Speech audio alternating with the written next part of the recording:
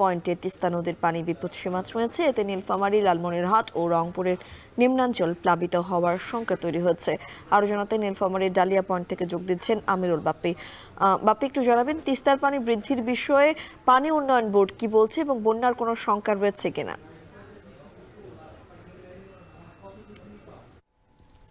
মিম, সবশেষ যে পরিমাপ হয়েছে দুপুর 12টায়, সেখানে তিস্তার পানি বিপদসীমার 5 সেন্টিমিটার উপর দিয়ে প্রবাহিত হচ্ছে এবং আমরা দেখেছি যে লোকালয়ে ধীরে ধীরে পানি ঢুকতে শুরু করেছে। আমি এখন দাঁড়িয়ে আছি নীলফামারীর ডিমলা উপজেলার 22পুকুর গ্রামে।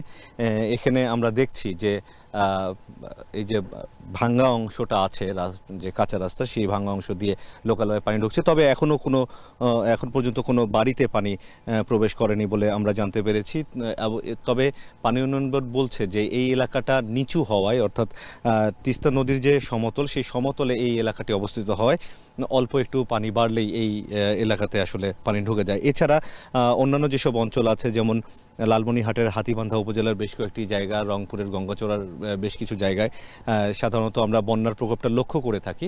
তবে সেদিক থেকে, সেই অঞ্চলগুলো থেকে এখনো পর্যন্ত বন্যার কোনো খবর আমরা পাইনি। পানি বলছে যে খুব ধীর গতিতে পানি বাড়ছে তিস্তায় এবং এটি আজকে রাত 8টা-9টা পর্যন্ত বাড়বে এবং তারপরে স্থিতিশীল থাকবে থেকে কালকে যদি বৃষ্টিপাত বেশি হয় এই তিস্তার উজানে, তাহলে হয়তো কালকে আবার বাড়তে পারে। যদি বৃষ্টিপাত না হয় তাহলে হয়তো আজকে যে স্থিতিশীল অবস্থা, সেটি হয়তো আরও একদিন বা 2 দিন থেকে তারপরে আবার কমে শেষ হয়ে যাবে, পানিটা নেমে যাবে।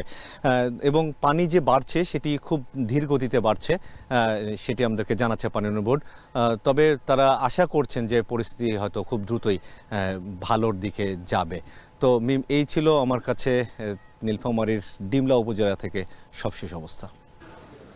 নীলফামারী থেকে সরাসরি যুক্ত হয়েছিলেন সহকর্মী আমিরুল বাপ্পি। এখন দুপুরে নিচ্ছে আরো একটা বিরতি, ফিরছি।